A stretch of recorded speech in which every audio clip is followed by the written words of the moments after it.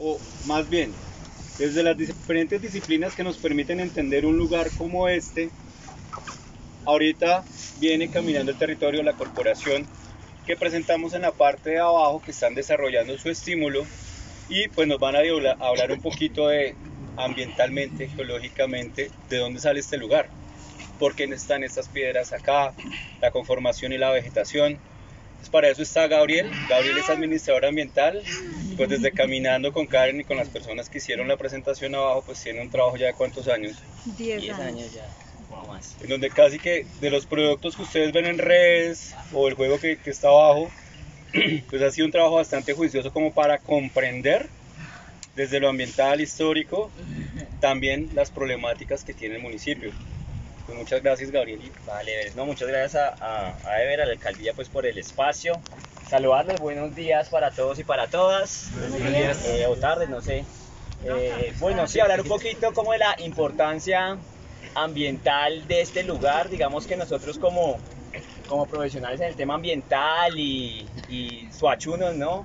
Tratando de reconocer nuestras realidades, nos dimos cuenta en cierto momento que sobre el tema ecológico, sobre la dimensión ecológica del territorio, no hay mucha información, desconocemos mucho, ¿no? Y nos pusimos a la tarea de investigar sobre esa dimensión ambiental de Soacha y evidentemente nos damos cuenta de que Soacha tiene un potencial inmenso en términos ambientales. Aquí en Soacha, en términos geográficos, es estratégico porque confluyen 3 regiones naturales, ¿no?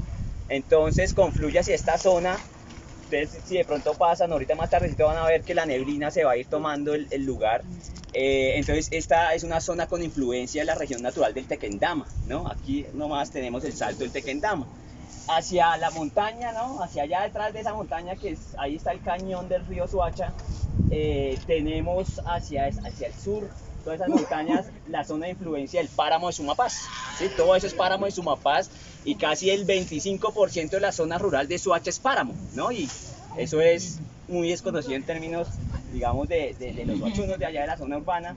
Y aquí en esta zona plana, pues tenemos influencia de la región natural de la sabana de Bogotá, ¿sí?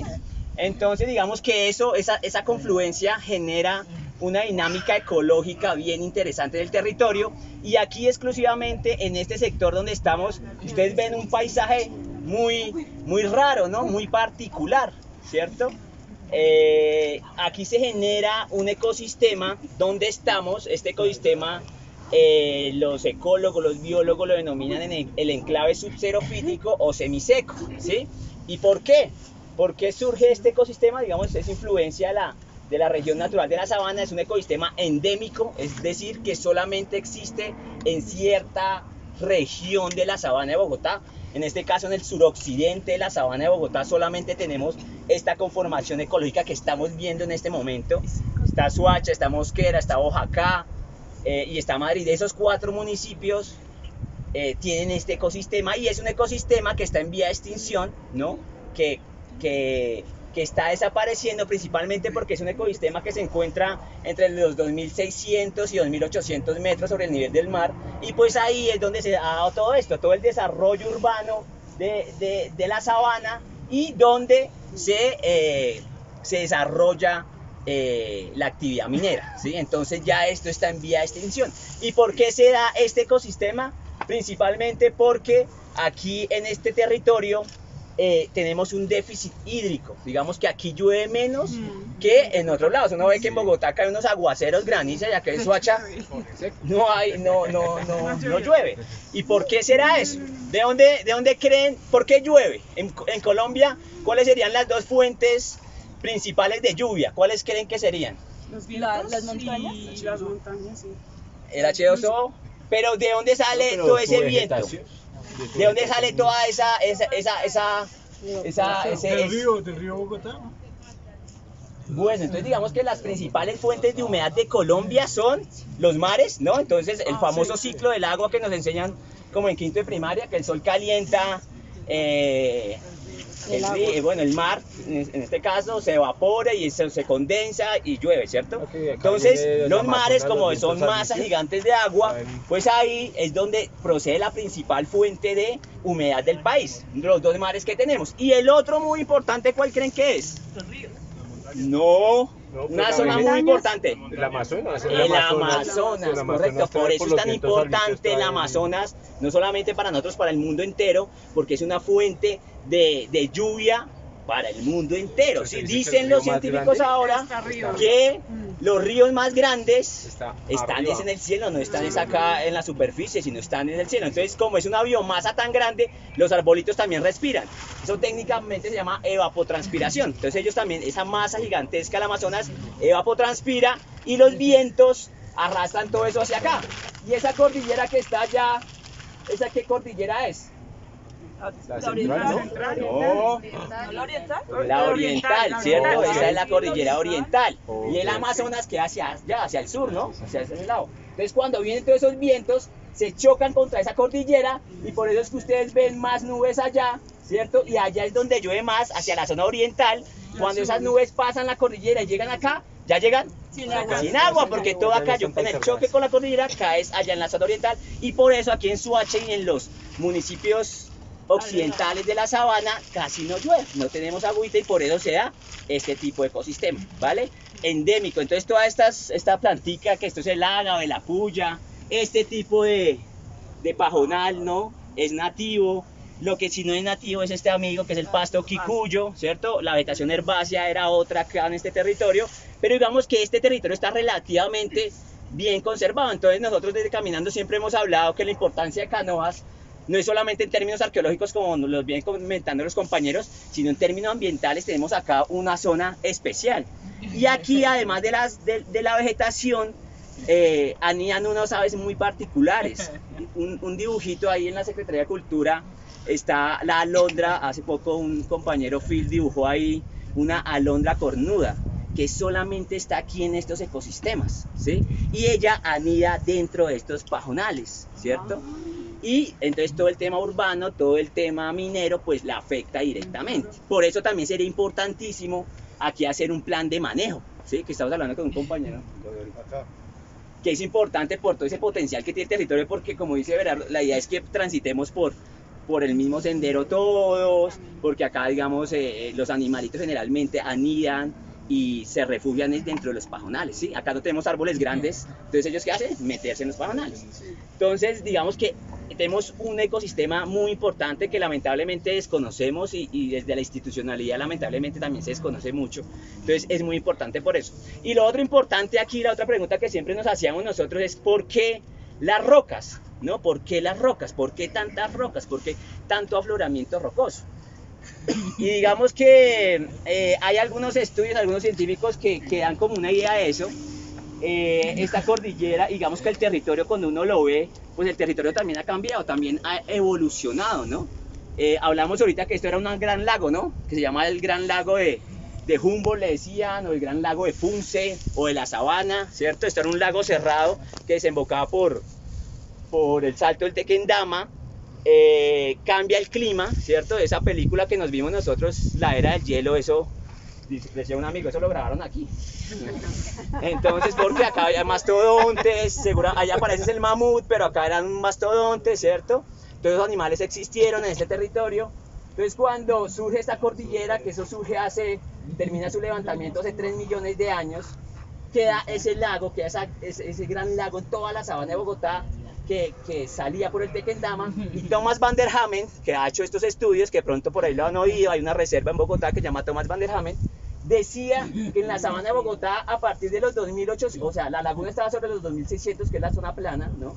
Y a partir de ahí, a partir de los 2650, 700, era páramos, ¿sí? Todo esto era un páramo, no sé si conozcan el páramo, lo tenemos hacia ese lado, pero la planta característica del páramo son los frailejones, el famoso Ernesto Pérez, ¿cierto? Que le invitamos a conocerlo también. Todo esto entonces antes era, o sea, los ecosistemas y el territorio nunca ha sido el mismo, siempre ha cambiado. Llegó el periodo en el que estamos, que es el Cuaternario, que es el Holoceno, que es un periodo, se acaba la era del hielo, ¿cierto? Y entonces queda ese páramo y arriba de los 2800 metros, dice Thomas Van der Hamen, había, después del páramo, ¿qué vendría? Nieves perpetuas. Los nevados, ¿cierto? Que ahora tenemos muy poco. Thomas Van der Hamen dice que después de los 2800 aquí lo que había era nevados, hielos, y por eso la laguna estaba, o sea, tenía mucha agua y demás. Entonces él dice que una de la teoría de él, ¿cierto? Es que lo que evidencia también ese retroceso, esa última glaciación, es el afloramiento rocoso, porque el hielo es muy efectivo en erosionar. Todo el suelo se genera a partir de roca, o sea, toda esta vegetación debajo hay roca.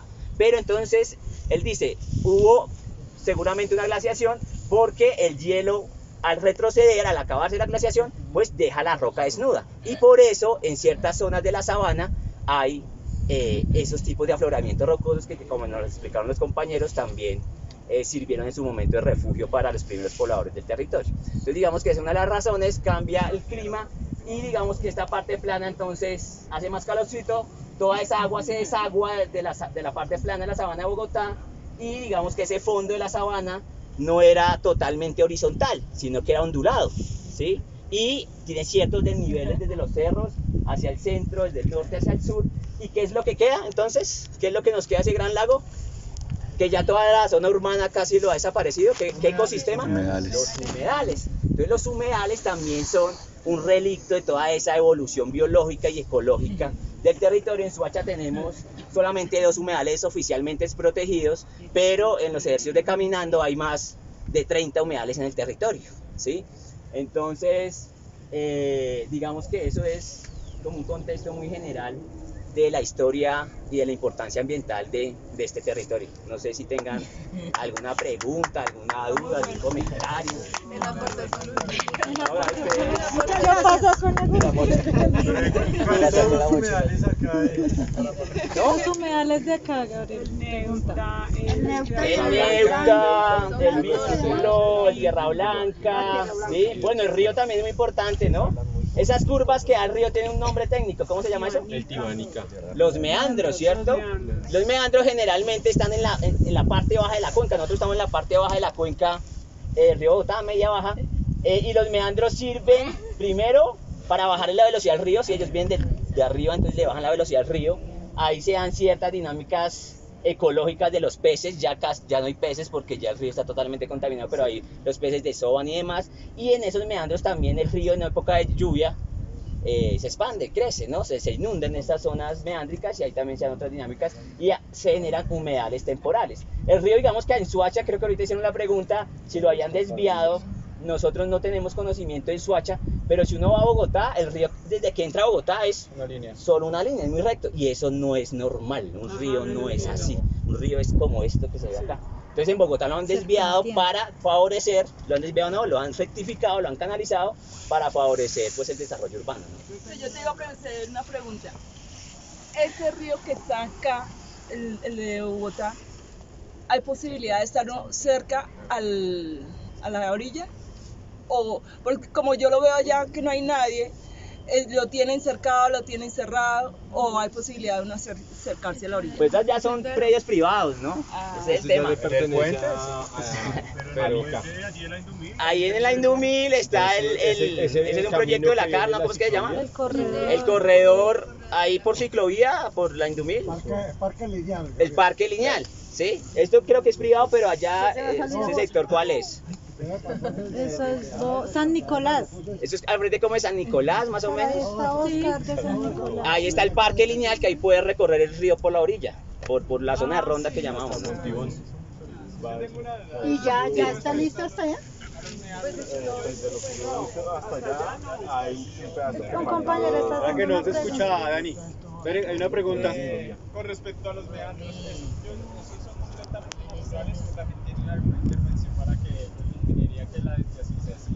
Pues como te digo, aquí en Soacha nosotros no tenemos, hemos averiguado, hemos preguntado, sabemos que el río Soacha sí se ha desviado, sí se ha canalizado, pero sobre el río Bogotá nunca hemos tenido como información frente a si esto es así, siempre el río ha sido así o si antrópicamente el ser humano lo ha tratado de desviar y demás. Recordemos que los indígenas manejaban con la zanja, los camellones, todo este tema, nunca una desviación así como para rectificar el río. Pero contemporáneamente tampoco tenemos mucha información frente a esa dinámica allá del río. Pero sí hay palomeandros allá. Gabriel. O sea, ¿hasta dónde quedó? ¿Hasta dónde es modificado naturalmente? O sea, una modificación que dio el mismo río hace mucho tiempo, no lo sabemos, ajá. o si fue antrópico, pero sí hay unos palomeandros, Ay, o sea, ay.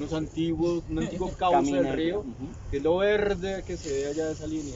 Ajá, correcto, sí, allá. Ok. Y otra cosa importante para decir ahí es que es importante Gracias, conservar la forma de serpiente que tienen los ríos, ¿no? Que tengan las curvas, que tengan los meandros, y que esto no es casualidad porque esto le ayuda a disminuir velocidad al río, ¿no? Cuando un río es canalizado, hay que hacer jarillón, hay que hacer una cantidad de cosas porque el río obviamente viene con mucha fuerza, ¿cierto? Y una cosa como los carros, ¿cierto? Que disminuye la fuerza son las curvas, precisamente. Pero cuando los ríos son canalizados, tenemos más problemas de inundaciones. Además que generalmente, como lo decía Gabriel, estas prácticas se hacen para favorecer el desarrollo urbano de las ciudades. Entonces, el río como lo vemos en este momento de esa forma, pues es muy bonito verlo así, A pesar de que esté contaminado, a pesar de que sea uno de los más contaminados del mundo, verlo de esa forma pues da esperanza. Y que adquiere protagonismo. Cuando estábamos abajo, veamos era la vida. Acá en la medida en que uno empieza a subir, empieza ya a sentir cómo se dibuja ese río en el territorio. ¿Qué iba a preguntar su merced? Una duda que tenía con respecto a lo ambiental acá es que hace unos días salió en El Espectador y Noticias Nacionales la información de las líneas de alta tensión que van a pasar por la vereda Cascajal, acá atrás nomás, que es de interés de varios departamentos. Y hoy, como aprendiendo pues la importancia de esta zona, la pictografía, ¿qué opinión tiene, digamos, la alcaldía respecto a ese tema que es justo detrás y es importante, claro? O no sé si tenga... ¿La alcaldía con relación a la conservación arqueológica Es que ahí hay un debate... o la alcaldía como ambiental? Porque acá nosotros le podemos decir es que en la noticia sale El Espectador que tampoco la alcaldía ha dicho mucho respecto a eso. ¿Y de dónde viene? Pero son las mismas líneas de Nueva Esperanza o son otras líneas. De la Virginia. Es una Tampoco. noticia El vieja. refuerzo No, suroccidente que viene para Desde el el valle, 27 de agosto. desde la Virginia. Son estas líneas. ¿No dicen esas? No sé. no creo, no sé. Eso es lo mismo que la comunidad de Cascajal estaba como poniéndose al tema. Entonces, Sí. llegó a la gravedad, ahí dice que entonces esa gente entró así con otra dotación y que con irregularidades. Eso es una noticia del 27 de agosto del Espectador, vereda Cascajal. Toca revisarla, no sabía. Sí, pero el día no que la comunidad se estaba manifestando. Es verdad, hayan ido a hacer reuniones para meter otro sistema eléctrico en la vereda. Otro proyecto, Otro proyecto internacional. aparte de lo que ya metieron, que ha sido catastrófico para la vereda, porque eso que hicieron en él y eso es terrible para la vereda, porque se han perdido especies. Es del grupo de energía. Todo, es terrible y quieren meter la otra. Y obviamente los vecinos que sí saben del tema también se están oponiendo, así que vinieron a hacer un estudio, vamos a ver cómo es, un estudio ambiental. Pero es cierto que eso también tiene que ver con eso, todos Sí, nosotros. tiene que ver con todo esto, obviamente. Claro, Si pues. nosotros no estamos ahí pendientes, van a hacer otro. Yo lo que tengo entendido es que la sacan de una hidroeléctrica en la Virginia y la llevan para unas minas en el valle. Y eso es en nacional, claro. Eso es un refuerzo energético, minero energético. Toca Para preguntar. rezarlo, sí, porque yo tampoco sabía. No sabía. Listo, muy bien. Bueno, y de pronto, ya como cierre la parte geológica, esto era mar, ¿no? Ah, bueno, eso. Sí, por la ubicación ya uno ya se ubica que eso era más. Ya palabra Esto más hacía grande. parte de lo que tienen ustedes acá en las rocas. En algún momento fue una suerte de playa Correcto. en donde el agua iba y venía como de un mar interno que teníamos aquí hace millones de años, que con el pasar del tiempo se elevan las cordilleras con los procesos de compresión, o sea, todos los procesos geológicos se forman estas rocas y se elevan las montañas, 2.600 metros. Hay un tema clave ahí con lo que hice ver que es muy importante y es ¿cuál es el principal elemento mineral de esta cordillera? Teniendo en cuenta que esto era mar. La arena. La sal, tenemos cerca minas de sal, ¿no? Que eso no nos deja mentir, ahí está Nemocón, está Zipaquirá, ¿cierto? Pero además de la sal que hay en el mar, La arena. arena, ¿cierto? Entonces toda esta, por eso ustedes ven esas canteras, acá no sé cómo decía alguien, detrás tenemos la mina, pero toda la zona minera de Soacha, pero esa es una de las razones por la que hay arenisca y hay ese potencial de explotación minero, no solamente en Soacha, sino que eso es en todo el cordón montañoso de la cordillera oriental. Incluso la minería en Bogotá inició en Chapinero en los años 20, 1920 era en Chapinero donde se hacía la minería. Ya después todo eso se va mandando, como decimos nosotros de los procesos, para el sur, ¿no? Sí, para allá, para la periferia, que allá nadie. Entonces, pero digamos que todo esa es una de las razones por la que hay ese potencial minero acá en la sabana de Bogotá también. Listo. Pues gracias, Gabriel. Vale, Gracias.